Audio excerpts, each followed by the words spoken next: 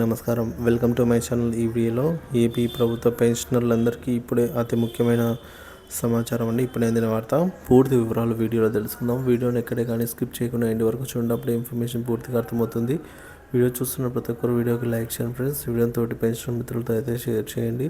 కొత్తగా మన channel చూస్తున్నవారు subscribe చేసుకోకుంటే వెంటనే మన ఛానల్ అయితే సబ్స్క్రైబ్ చేసుకోండి. దీని ద్వారా నేను చేసే లేటెస్ట్ వీడియోస్ అన్నీ మీ వరకు రీచ్ అవుతాయి.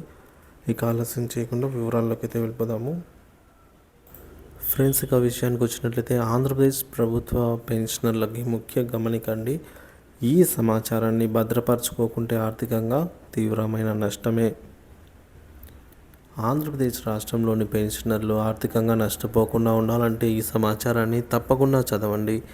రాష్ట్రంలో చాలామంది పెన్షనర్లు తమకు సంబంధించి కీలకమైన సమాచారాన్ని భద్రపరచుకోకపోవడం వల్ల తీవ్రంగా నష్టపోతున్నారు. ముఖ్యంగా కమ్యూటేషన్ రికవరీ సంబంధించిన తేదీలు, ఇతర వివరాలు సరిగ్గా లేకపోతే మీరు మీ డబ్బును కోల్పోయే ప్రమాదం ఉంది. కమ్యూటేషన్ రికవరీ పెన్షన్లు తెలుసుకోవాల్సిన విషయాలు. కమ్యూటేషన్ రికవరీ వ్యవధి సాధారణంగా 135 నెలలు ఉంటుంది. ఈ వ్యవధి పూర్తయిన తర్వాత రికవరీ ఆగిపోవాలి.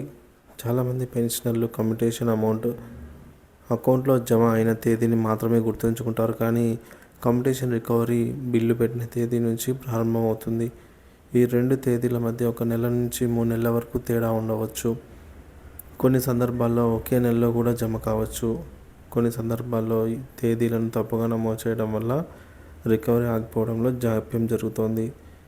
దీనివల్ల 135 నెలల రికవరీ పూర్తయినా కూడా CFMSలో తప్పుగా నమోదైన తేదీ ప్రకారంగా రికవరీ ఇంకా కొనసాగుతూనే ఉంటుంది. ఫలితంగా పెన్షనర్లు నష్టపోతున్నారు. పెన్షనర్లు చేయవలసిన పనులండి. సో ఇలా జరగకుండా ఉండడానికి తీసుకోవాల్సిన జాగ్రత్తలు, చర్యలు మనం చూద్దాం. కమ్యూటేషన్ బిల్లు పెట్టిన తేదీని గుర్తుంచుకోండి. కమ్యూటేషన్ రికవరీ బిల్లు పెట్టిన తేదీని తప్పనిసరిగా గుర్తుంచుకోండి. ఇది మీ రికవరీ వ్యవధిని లెక్కించడానికి ఉపయోగపడుతుంది. రికవరీ వివరాలను భద్రపరచుకోండి. కమ్యూటేషన్ రికవరీకి సంబంధించిన అన్ని వివరాలను ఒకే చోట భద్రపరచుకోండి. సబ్ ట్రెజరీ అధికారులను సంప్రదించండి. మీ రికవరీ వ్యవధి పూర్తయిన వెంటనే సబ్ ట్రెజరీ అధికారులను సంప్రదించి రికవరీ ఆగిపోయిందో లేదో నిర్ధారించుకోండి. సమస్య ఉంటే CFMS కార్యాలయాన్ని సంప్రదించండి. ఒకవేళ CFMSలో తప్పుగా నమోదైన కారణంగా రికవరీ ఆగకపోతే మంగళగిరిలోని CFMS కార్యాలయాన్ని సంప్రదించి సమస్యను అయితే పరిష్కరించుకోండి. కొన్ని ఇబ్బందులండి. Case studies. ఒంగోలులో ఘటన జరిగింది. ఒంగోలుకు చెందిన ఒక పెన్షనర్ కమ్యూటేషన్ కోసం 2013 సెప్టెంబర్ 15న బిల్లు పెట్టారు.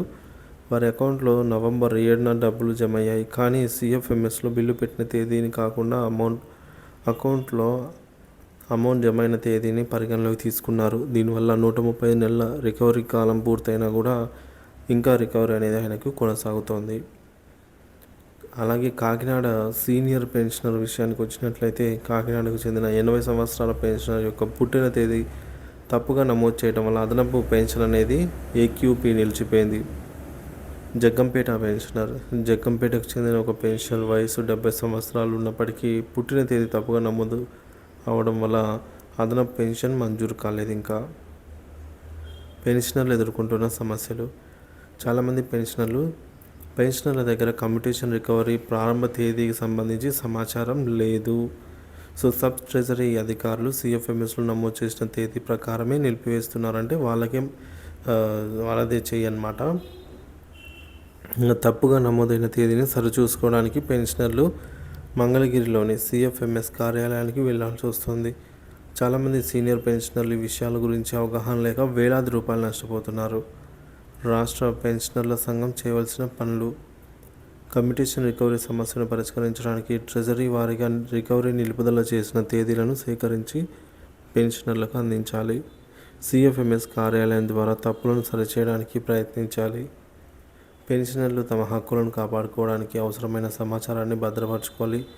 అప్రమత్తంగా ఉంటేనే మీరు ఆర్థికంగా నష్టపోకుండా ఉండగలుగుతారు.